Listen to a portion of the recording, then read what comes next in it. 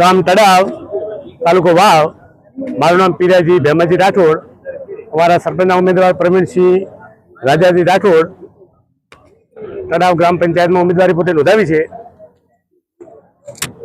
અત્યારે તમે નોંધાવી તો ચૂક્યા છો. હા, દાવેદારી બરોબર. અત્યારે કયા વિકાસના કામ બાકી છે તમારા? વિકાસના કામો અમારા તળાવનું અત્યારે તમે હવે ગામમાં પ્રવેશ કરતા જોયું છે કે વાવ તાલુકામાં ફર્સ્ટ નંબરનું ગામ આવે છે. છેલ્લા 5 વર્ષથી પોતે સરપંચમાં ચાલુ હતા. એમના 5 વર્ષના સમયમાં ગામમાં જે કામ કર્યા છે, અમારું પીએચસી તો એમાં સીએચસી બનાવ્યું, પછી રોડાના કામ લીધા છે, પછી દવાખાનું બનાવવાની પ્લાન છે. એમને પોતે પોતાની 3 એકર જમીન દાનમાં આપી છે. હાલ કલેક્ટરના નામે ઉતારે ઉતરે છે, એટલે દવાખાનું પણ એમણે મંજૂર કરી નાખ્યું છે અને બનવાનું છે. બીજું કે આજુબાજુ જે લોકો ખેતરમાં રહેતા હોય છે એમને રસ્તાની ખૂબ અગવડતા હોય છે, એટલે એમને એ રસ્તાઓ પણ કરવા માટે કટિંગ કરવાનું હોય, માટીકામ કરવાનું હોય, એ લોકોની સુખાકારી કરે. પછી પાણી માટે એક સમ છે ઓછો પડે, એટલે બીજો સમ મંજૂર થઈ ગયેલો છે, એ પણ કામ કરવા માટે પોતે ધગશવાળા છે. નાની ઉંમર છે અને બહુ કામમાં હોશિયાર છે, લોકોનું મળતાવાળા છે, દરેક સભામાં સારા છે. ગઈ ચૂંટણીમાં અમે 500 લીડથી જીત્યા હતા. આ વખતે પણ અમારી સાથે દરેક આધારે આલમ છે. ઇલેક્શનના સંજોગો આવી ગયું, બાકી અમે જીતવાના છીએ અને એમની ધગત છે પ્રમાણે ગામમાં પ્રગતિ કરશે. તમારે તળાવની જનતાને શું તમે સંદેશ આપવા માંગો છો? અમે તળાવની જનતાને સંદેશ આપવા માંગીએ છીએ કે ભવિષ્યમાં તળાવ એક ઉજ્જવળ ગામ, વિકાસશીલ ગામ અને પ્રાથમિકથી કરીને છેક જિલ્લા સુધીની લેવલની જે કંઈ અહીંયા લાભો મળે એ લાભો આપવા માટે અમે તૈયાર છીએ. ભાઈ વીજળી, પાણી, રોડ, રસ્તા, શિક્ષણ, આરોગ્ય જે કંઈ બાબત છે એ પ્રમાણે અમે કરવા માટે કટિબદ્ધ છીએ. અને અમે આ 5 વર્ષની અંદર જે કાંઈ કામ કર્યું છે એ ગામ લોકો જોવે છે. અત્યારે અમારો એમને પૂરતો સહકાર છે. મારું નામ ચૌધરી વાઘજીભાઈ મનસિંહભાઈ છે. મુકામ મોરિકા, તાલુકો વાવ, જિલ્લા બનાસકાંઠાનો વતની છું. મેં મારું સરપંચમાં ફોર્મ નોંધાવ્યું છે. મારું વાતાવરણ ગામમાં અત્યારે સારું છે અને મને મારે લોકચાહના ક્ષત્રિય કોમની મારી જાતે લાગણી છે અને સારી રહેશે એવું મારું માનવું છે. જી વાઘજીભાઈ, અત્યારે જે પહેલા તમે 10 વર્ષ તો ચૂંટણી લડી ચૂક્યા છો, તો તે વખતે તમને કેવો અનુભવ થયો હતો? મને ખૂબ સારો અનુભવ થયો હતો અને વસ્તીનું મેં સારું એવું પાણી પીવાનું ગામમાં નહોતું બેડે તો ઘરે ઘરે મેં ચકલી કરી આપી હતી. ત્યારે પણ ખૂબ મહેનત કરી, 1,80,000 રૂપિયા ભરી ગામના ફાળાથી અને ગામમાં સુવિધા કરી હતી. હજી તો ગામમાં અમુક ચર્ચાઓ ચાલુ રહી છે કે વાઘજીભાઈ કોઈ હોસ્પિટલના પ્રશ્નો હોય છે તો વાઘજીભા બહુ આગળ હોય છે. તે આ કોઈ તમને કોઈ સરકાર આપે છે? ક્યાંથી તમે આ રીતનું આવું બધું કરો છો? ના, મારા ઘરનું સાધન લઈ અને એમના ભેગો મને કે હું બીમાર છું તો દવાખાને, પ્રાઇવેટ દવાખાને હું એમના ભેગો જોતો ને સાથ ને સહકાર આપો. એમાં તમારા અંદર કયા વિકાસના કામો બાકી છે? ગામની અંદર તો હવે વિકાસના કામ તો આમ તો ચાલુ જ છે બધા, પણ રોડ, પાણીની સગવડ થોડીક હવે જૂની થઈ. લોકોને પડતર પ્રશ્ન કયો છે કે જે ગામને જરૂર છે? લોકોને કે ખાસ તો રસ્તા ને ખેતરોમાં રસ્તા નહીં, કે ગામમાં તો થઈ ગયા પણ ખેતરોમાં નળિયા છે ને એનો રસ્તો પાકો કરી આપો, એમની ઘણી માંગ છે. જે તમારા ગામમાં દબણની જરૂર ખરી? અમારા ગામમાં છે બાલ દબાણનો એવો પ્રશ્ન કોણ કહે? અમે વસ્તીમાં કોઈ એવું વાપો નથી, પણ કાયદેસર સરકારમાં જો એની મોગ આવે તો અમારું ગામ એમાં કોઈ અનિચ્છ બનાવ કરવા ટેકો હું આપતો નથી. કોઈને નડતર, કોઈને પ્લોટ મળતો હોય તો ગામ રાજી હોય છે, ગામ કોઈ વિરુદ્ધમાં છે નહીં. ગામ તળાવ. મારું નામ ચૌધરી વશરામભાઈ જગમલભાઈ પટેલ અને અમારે ચૂંટણીના ઉમેદવાર શ્રી ભાવનાબેન દિનેશભાઈ ચૌધરી, જેમના તળાવ ગ્રામ પંચાયતના સરપંચની ઉમેદવાર તરીકે ઉમેદવારી નોંધાવેલ છે. બરાબર.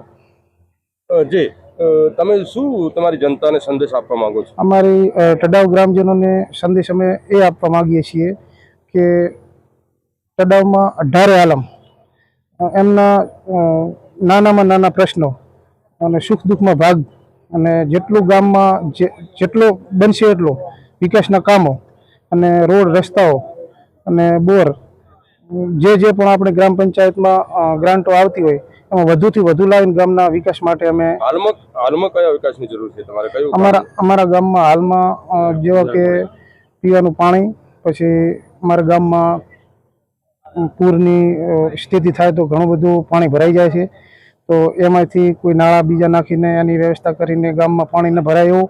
બીજું કે આરસીસી રોડ થયા પણ તૂટી ગયા છે. અત્યારે જગ્યાએ જગ્યાએ ખાડા છે અને એમાં જોવા જઈએ તો જે અમારે બારોટવાસ ને બ્રાહ્મણવાસ ને ત્યાં તો એકલા કચરા ને ગંદકી જ છે.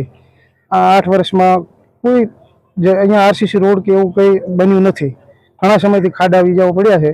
પહેલું એનું નિરાકરણ કરીશું અમે. મારું નામ રાજાભાઈ માવાજી પટેલ, ગામ ગામડી ગ્રામ પંચાયત. મારા ગામની અંદર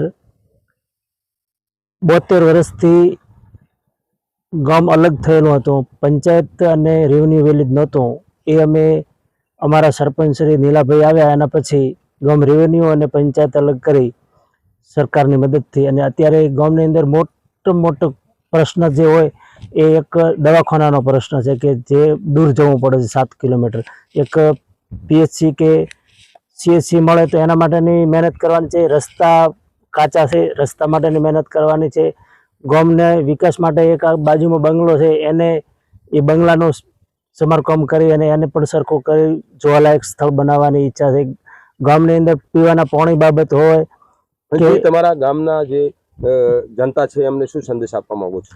ગામની જનતાને સંદેશ એ આપવા માંગીએ છીએ કે ગામના ખેતરોની અંદર રહેવાસી બધા રહે છે, એમના માટે રસ્તાની સગવડો કરવા માટે પૂરી મહેનત કરવી છે.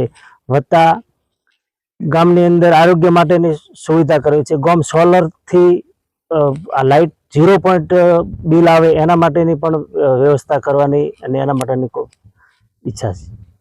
જગદીશભાઈ પીરારી, ચંદનગઢ, તાલુકો વાવ. મેં સરપંચમાં દાવેદારી નોંધાવી છે. કારેલી ચંદનગઢ 2 ગ્રુપ ગ્રામ પંચાયત. જી, તો તમે જીત્યા પછી કયો મુદ્દો હાથમાં લેશો? જીત્યા પછી પહેલો તો અમારે કેનાલનો એક પ્રશ્ન છે. કેનાલનો પ્રશ્ન છે એક. બીજું તલાવમાં ખારાશ વધી ગઈ છે એટલે પાણી કેનાલ વધારાનું પાણી આવે તલાવમાં પડ્યું એટલે ગામને ખારાશ વધે છે. અહીંયાથી નાળા નાખવાના છે 1 કિલોમીટર. પછી કોઈ આરસીસી ના રોડ બાકી જ છે, ગામમાં કઈ છોડ નથી. પછી દિવાલો બીજી કઈ થઈ જ નથી. પછી ગામ તળમાં અમુક છે ને પાછળના ભાગમાં પેલો મોલો છે, અહીંયા કોઈ ગામ તળમાં કોઈ છે જ નહીં, બધા બોવાડામાં રહે છે બિચારા. એટલે ગામ તળ નીમવાનું છે. અને કારેલીમાં પણ એ જ છે, ગામ તળમાં બાકી જ છે બધું. કોઈ કારેલીમાં પણ કોઈ વિકાસ થયો જ નથી. ગામ તળ બીજું કઈ નહીં, દિવાલ આરસીસી રોડ કઈ જ થયો નથી હજુ સુધી. પાણી વીજળી પાણીની બધી અત્યારે તકલીફ જ છે પૂરેપૂરી. એની બધી માળખાકીય સુવિધા બધી કેટલો વિકાસ થયેલો છે હજી સુધી તો કઈ નથી. સુવિધાના નામે મીંડું છે, આરોગ્યના નામે મીંડું છે. હવે નવું મહેનત કરીશું અને પબ્લિક અમને એ ચાલશે તો કરીશું મહેનત બધી. મારું નામ ઠાકોર બળવંતજી દેવડાજી. મેં ગ્રામ પંચાયતની ચૂંટણીમાં ઉમેદવારી નોંધાવી છે. તો આપ સર્વેના જનતાના આશીર્વાદ માગવા નીકળ્યો છું કે મને મોરીખા ગામની જનતા આધારે આલમ આશીર્વાદ આપે અને સરપંચ તરીકે મને ચૂંટીને લાવે. કેટલા ઉમેદવાર ઉભા રહ્યા છે તમારા ગામમાં? મારા ગામમાં 5 ઉમેદવાર ઉભા રહ્યા છે. શું નામ છે? નામ તો છે વાઘજીભાઈ, રમેશભાઈ, કરશનભાઈ અને ખોમાભાઈ. જે તો તમને શું અત્યારનું આ ચર્ચા શું લાગે છે ગામમાં? ત્યાં તો પ્રતિભાવ સારો લાગે છે. અમે ઘરે ખેતરે ઘરે રહીને અમે આશીર્વાદ જનતાના લઈશું એટલે પછી સારું લાગે છે.